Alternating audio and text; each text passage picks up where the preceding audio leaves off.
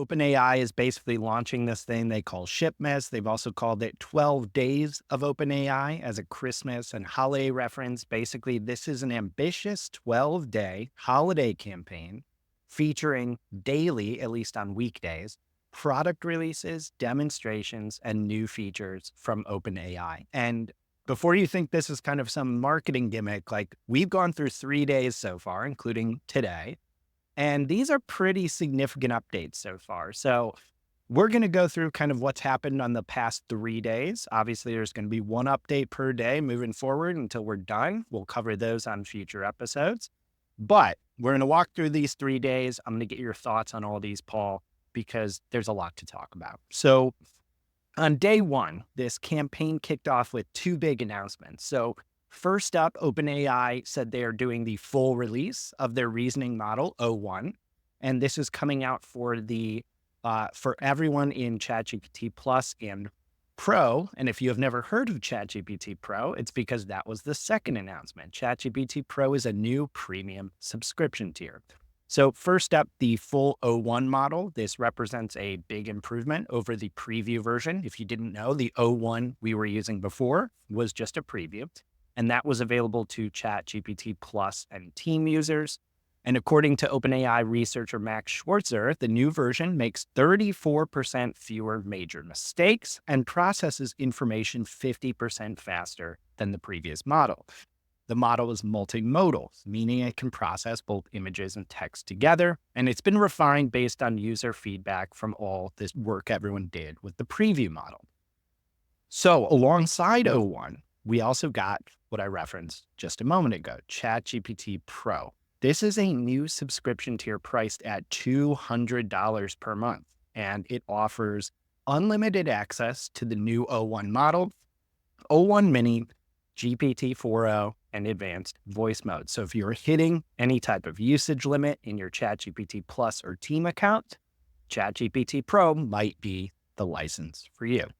Now on day two, OpenAI announced that it is expanding what it calls its reinforcement fine-tuning research program. This enables developers and machine learning engineers to create expert models that are fine-tuned to excel at specific sets of complex domain-specific tasks.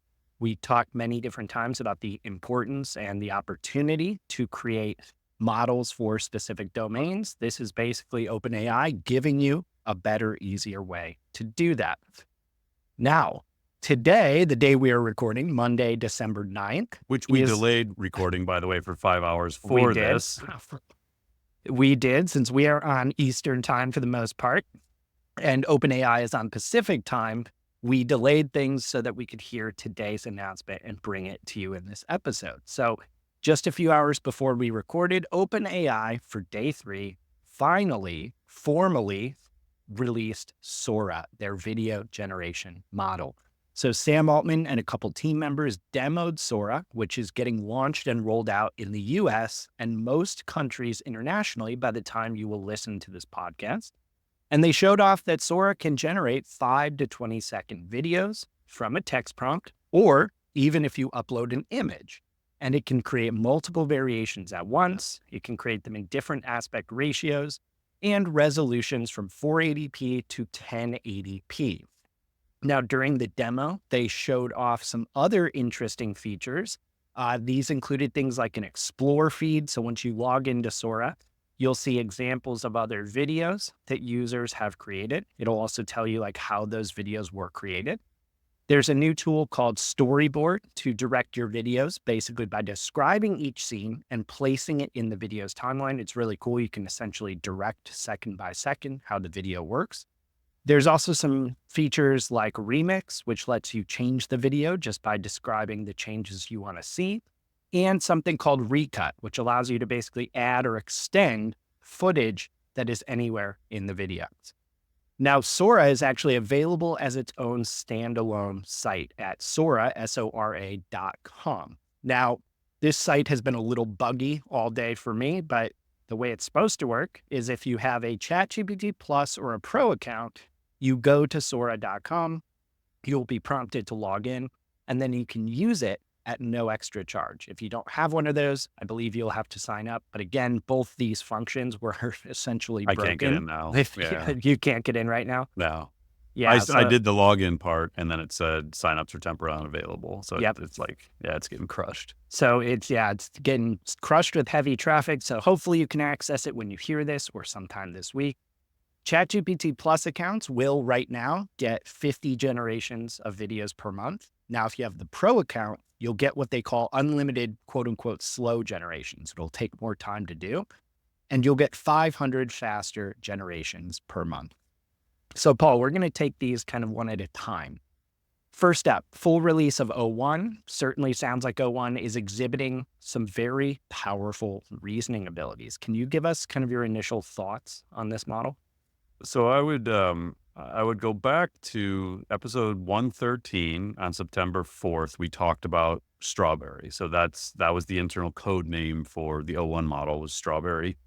And a lot of rumors were swirling at that point that this was sort of imminent, that they were going to release this Strawberry model. It then debuted a couple weeks later. So episode 115, we went deep on the O1 mini, O1 preview models, Mike, that you mentioned. And any regular listeners to the show or attendees of our Macon event will remember that O1 came out 2 hours before the closing keynote at Macon on September 12th. And so Mike and I were scurrying to tell the story of this reasoning model Yeah. as we were closing our conference. So I think just provide some perspective here, because I've tested it a little bit, but I haven't like pushed it yet, because it definitely seems like it's predominantly for harder problems like math, biology, engineering, science related.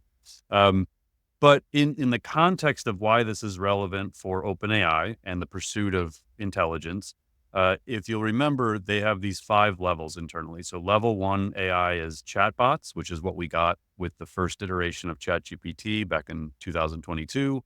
Level 2 is reasoners, which we now have in the public domain, but they have had since fall of 23. The breakthrough that at least showed them that this was possible is believed to have happened in October 2023, actually. Noam Brown, who's working on this internally, just said that in an interview recently. Level 3 for OpenAI is agents, which we've obviously talked a lot about agents on recent episodes.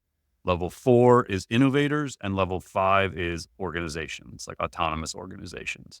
So we have moved into level 2 in OpenAI's world. We are quickly moving into level 3, and we can talk a little bit about that in Sam Altman's interview on DealBook Summit, which we're going to go to in the next topic. And so what reasoning does is it's like the human cognitive process of drawing conclusions, making inferences, forming judgments based on information, logic, experience. It involves the ability to think logically, analyze situations, evaluate evidence, solve problems. So when we think about this being tied into businesses, and when it's kind of baked into large language models like they're doing with O1, now you can do multi-step problem solving. You get more accurate predictions. You talked about, Mike, like these things make fewer major mistakes, Right. improved risk assessments, reduced hallucinations and errors, deeper contextual understanding, completion of higher level cognitive tasks. Like these are all things that get unlocked with a reasoning model. And so in simple terms, it makes ChatGPT and the other ones that much smarter, that much more generally capable, that much more human-like. And now, one of the things, Mike, I'd flagged for you, and you and I kind of touched on this beforehand, Yeah. is this comes with downsides. So one of my favorite podcasters is Nathan Lebenz, and he's got the Cognitive Revolution. So he does amazing interviews. And he had sort of an emergency pod with Alexander Menke of Apollo Research. And we will put the link to this in. I'm not going to go deep into this episode, but I wanted to read to you an excerpt from the opening of this episode, because again, I think it's very important perspective for people to have. So in the opening, Nathan says the O1 model, which is faster, scores higher on reasoning benchmarks, and comes with the full complement of multimodal and tool use capabilities. Like many in the AI space, I've spent the last 24 hours testing the model, trying to absorb everything that's been written about it, including OpenAI's 42-page system card, which I have not dug into yet, Mike, and Apollo's 70-page report entitled Frontier Models Are Capable of In-Context Scheming which will be our main subject today. So again, this is Nathan doing the opening to this episode that we're going to link to. He then goes on to say, scheming is when an AI deceives humans to pursue its own hidden or implicit goals. He says, I think we can all agree we don't want that from our AI systems. Some of the examples are properly shocking. For example, trying to overwrite their next version's weights or goals with their own in order to propagate themselves into the future, and then deliberately falsifying data to engineer outcomes that run contrary to user requests. Yeah. Yikes. So he continues.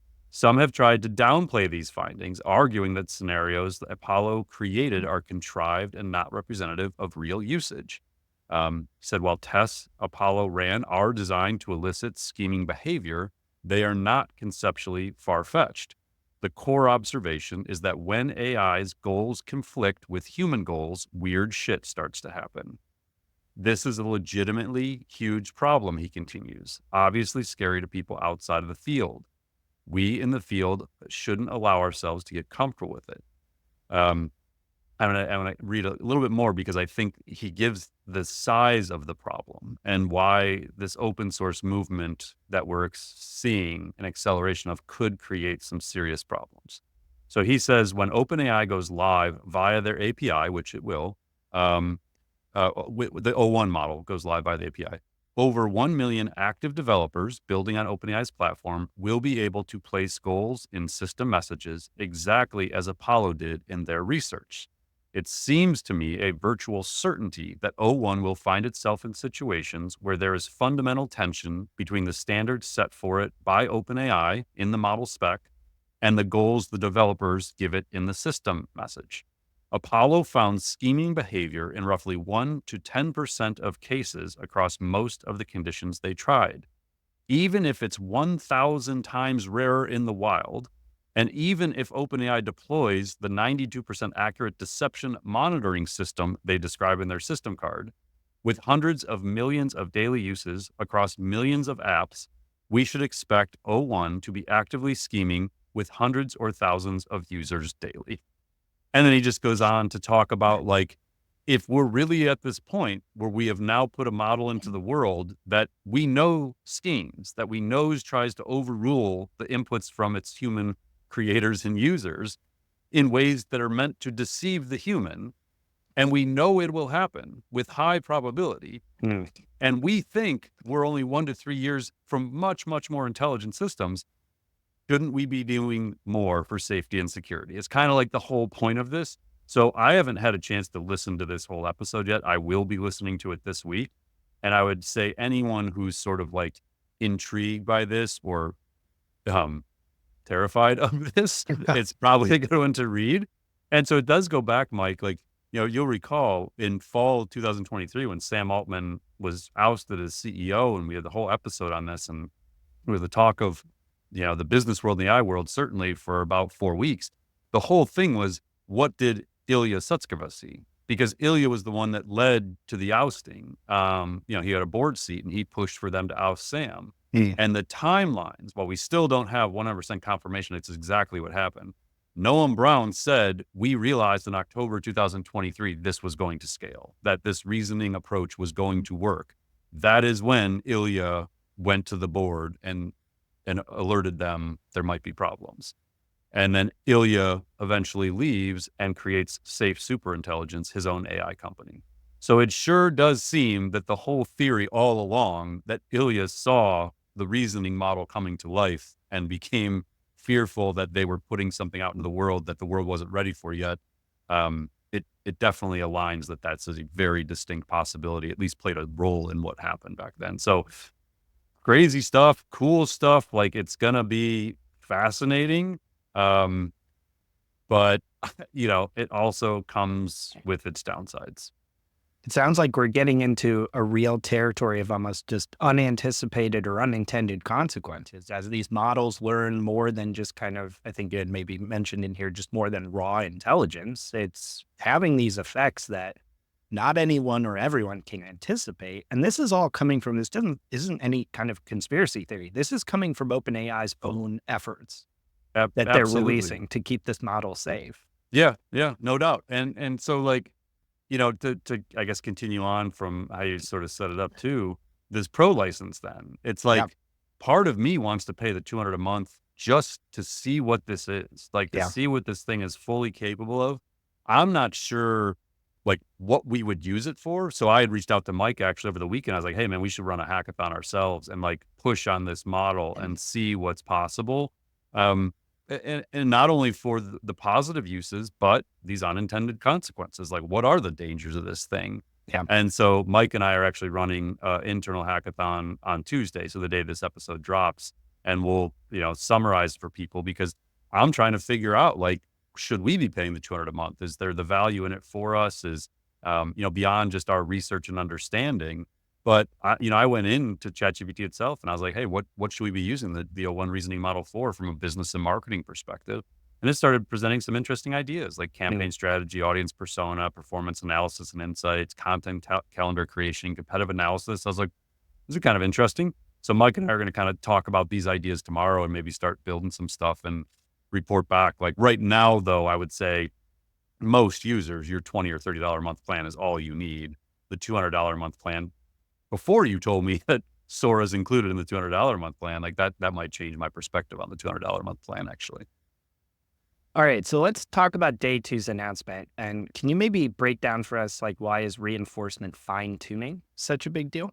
First of all, this is an announcement for developers. So the average user, like you and I, we're not going to be building on this. This is something that's giving developers the ability to take the core model and then do reinforcement learning very quickly by giving it examples it learns from, setting goals and rewards that enable it to kind of learn a domain based on a specific data set.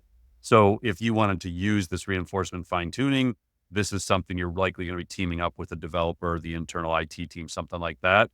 You're going to need a unique data set that you can use to train this thing in a specific area. But this does absolutely hint to a near-term future where every enterprise can custom train their models, maybe even by department, and you just have custom versions of it. So imagine like GPTs on steroids. Like now Yeah. you can actually take the core model and fine tune it and not have to be a developer to do it, to where you and I, Mike, could build these fine-tuned models the same way we can build a custom GPT. And that's fascinating, like the possibilities there. Okay, so let's talk about day three and Sora. So, we've got now, well, once the website works again, it does sound like looking at the release, the announcement they released along with this, it's included as part of a plus account. And it's also included as part of a pro account, but the usage rates differ dramatically. So how are you thinking about this without us having been able yet to test it? Yeah, so first, I'll look at the usage limit, so 50 generations a month. Um, doesn't seem like a ton. It probably just depends on how good it is, honestly. So, like, Runway is a company that does video generation, text to video. We've talked about it many times on the show, runwayml.com, unless they've changed their URL. And I have a paid account. I think I pay $30 a month for Runway. I haven't been in there in months Yeah. because every time I go and try and use it, the outputs aren't usable. Like they don't maintain consistency. And so like anytime they update their model, I'll go in and play with it. And every time I go, I'm like, God, I have like 900 credits in here. And like, I don't even know what to use it for. Um, so that's an instance where it didn't seem like a lot, but then once I get in there and use it, I realize there's nothing I can do with this. Then the credits just stack up. I anticipate that Sora is going to be a leap forward in capability and that you could envision using this regularly, especially for, in my world, embedding into videos, things you might create as demonstrations. So if they work well and it creates these quality outputs, then that'll be intriguing. The second thing is the speed is going to be a huge issue. Like, Yeah. so Runway can take minutes to do 4 seconds of video, and it's just not even worth it to me. It's like the effort that sounds so silly. The effort to create a high Yeah. resolution video taking minutes. But it's minutes when you get the output. And it's like, well, that's not what I needed. And now you just keep throwing time at something that's not going to create the output you want. So I would expect that these things are going to take quite a bit of time to generate. I don't think this is going to be really fast inference time where like you put it in and 3 seconds later, 5 seconds later, you've got your video. Yeah. I would expect this is a slow thing, and that's without all the traffic they're going to have on this site for the next, month or two. So I, that's interesting. I think rate limiting the speed, unless you're paying the 200 a month, like I could see that being a big thing. It's like, hey, I get faster generation. You get the fast pass, like at Cedar Right. Point or at an Right. amusement park. Like if you're paying the 200 a month, you get the fast pass on your generations. And so I guess part of how fast these things generate may be dependent upon the uptake in the $200 a month license realm. So if a bunch of people are like, hey, I'll pay it, then all of a sudden there's 100 people in the fast pass lane ahead of you. Um, or the TSA lane, I guess, Yeah. and then the clear lane, like you just keep Oh adding my another gosh. way to get mad.